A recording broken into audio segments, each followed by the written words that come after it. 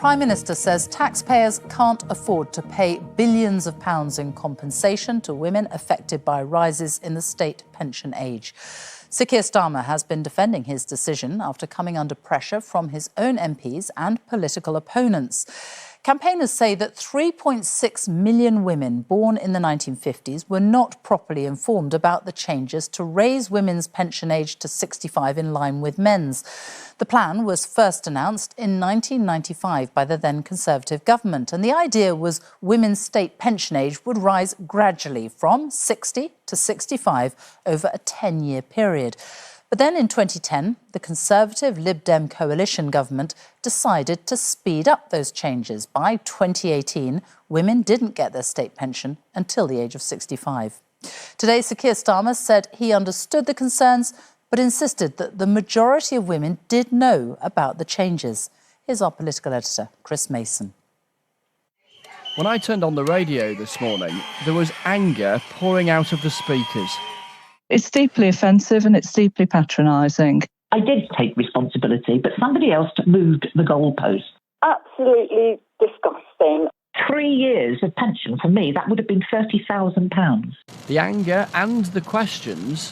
Have you betrayed the WASPI women, Prime Minister? ...followed Keir Starmer to Parliament. An independent report concluded millions of women were not properly informed the state pension age was going up and deserved compensation for that.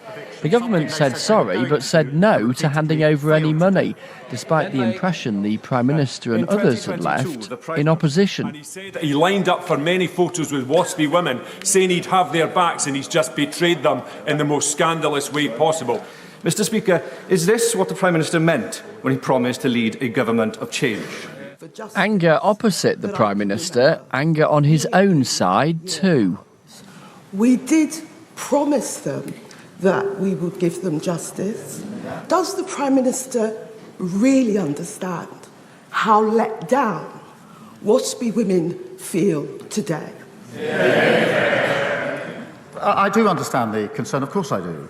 I set out the history, Mr. Speaker, but the research is clear that 90% of those impacted did know about the change. And in those circumstances, the taxpayer simply can't afford the burden of tens of billions of pounds of compensation. But I do understand the concerns.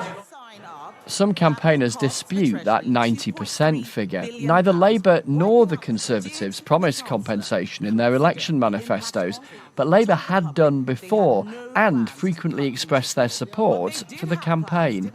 For years, the Prime Minister and his cabinet played politics with the WASPI women. The Deputy Prime Minister said Conservatives were stealing their pensions.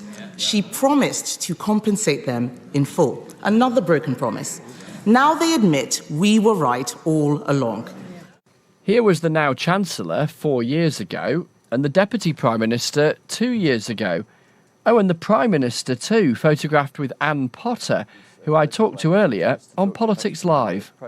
I wonder, as you reflect back over the last couple of years and those photos that you had taken alongside senior Labour politicians, where it leaves your feeling about politics in general and politicians and their capacity to be, well, bluntly, to be believed. I have to say I am so disappointed in this current Labour Party because they led us up the garden path.